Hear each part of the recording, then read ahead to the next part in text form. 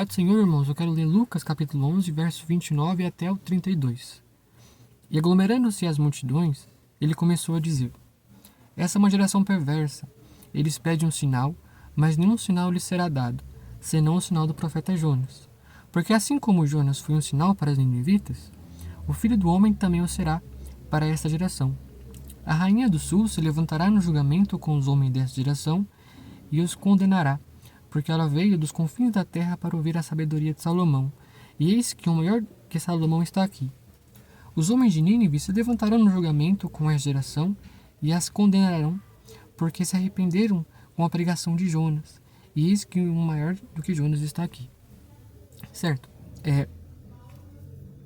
Naquela época, quando Jesus estava pregando sobre o Evangelho, muitas pessoas curiosas que não criam que Jesus era o Messias, pediam um sinal para ele, para que elas pudessem comprovar que Jesus era o Messias. Bem, e para essas pessoas Jesus responde que o único sinal que ele daria para essas pessoas seria o sinal de Jonas. E esse sinal de Jonas é uma comparação que Jesus faz com ele mesmo, com o profeta Jonas, com Jonas. Então a história de Jonas a gente encontra lá no Antigo Testamento, que é sobre Deus convocando Jonas, para pregar o arrependimento para os ninivitas, que era uma sociedade bem violenta naquela época, que era pecadora, por conta disso.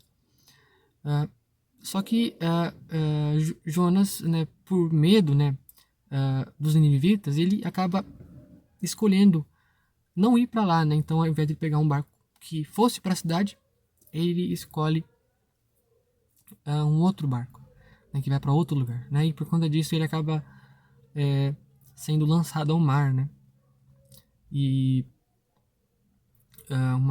um grande peixe o engole, Ele fica 3 dias e 3 noites dentro desse peixe, E na versão de Mateus, sobre esse mesmo texto, a gente encontra Jesus falando o seguinte: Pois assim como Jonas esteve 3 dias e 3 noites no ventre de um grande peixe, assim o Filho do Homem ficará 3 dias e 3 noites no coração da terra.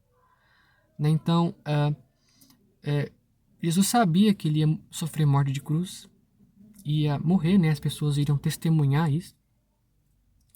Ele ficaria 3 dias como morto, E ressuscitaria no terceiro dia, E as pessoas então poderiam comprovar esse fato, E ver que Jesus era verdadeiramente de Deus, Bem, então é essa relação, Jonas ficou 3 noites no ventre do peixe, foi cuspido na praia, e Jesus ficou 3 noites, 3 dias na terra, e iria aparecer, Então essa é a primeira comparação, E depois, voltando para a história de Jonas, depois que Jonas foi engolido pelo peixe, ele se arrepende, ele ora para Deus, se arrepende, reconhece que ele errou, desobedeceu a Deus, e Deus o escuta, perdoa ele e manda o peixe vomitar na praia, E Jonas, a partir daí, vai para Nínive, E aqui a gente pode fazer a nossa segunda comparação, que é sobre a pregação para povos estrangeiros, Para povos estrangeiros. Bem, tanto Jesus como Jonas eram israelitas, E naquela época, no contexto israelita, falar com um estrangeiro ou gentil era uma coisa meio escandalosa.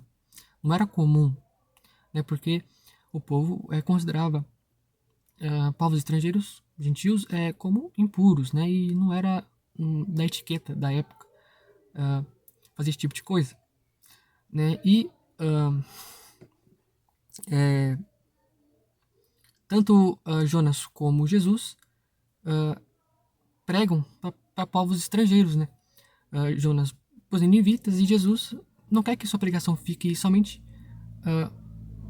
concentrada em Israel, mas para povos estrangeiros, O Evangelho é totalmente sobre isso, A gente encontra várias passagens, que falam sobre pregação para o mundo todo, Então, na segunda comparação, e elas acabam por aqui, porque continuando a história de Jonas, Jonas chega em Nínive, ele prega, fala que Deus pediu para ele, e o povo se arrepende, e Jonas torce o nariz para aquilo, fica enciumado porque ele não acreditava que o povo era merecedor, né, de misericórdia.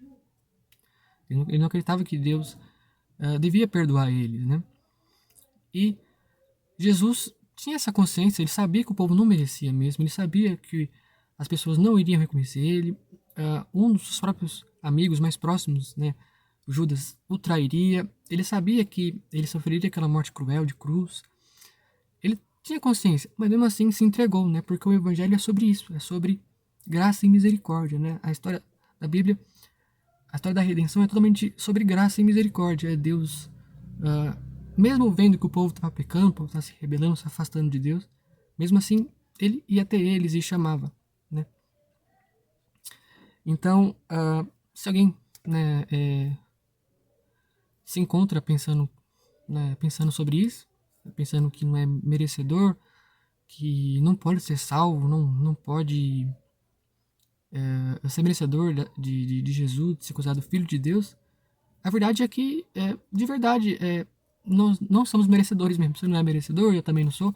Nenhum outro cristão na história toda mereceria alguma coisa de Deus, mas Deus nos salva por misericórdia e graça, né?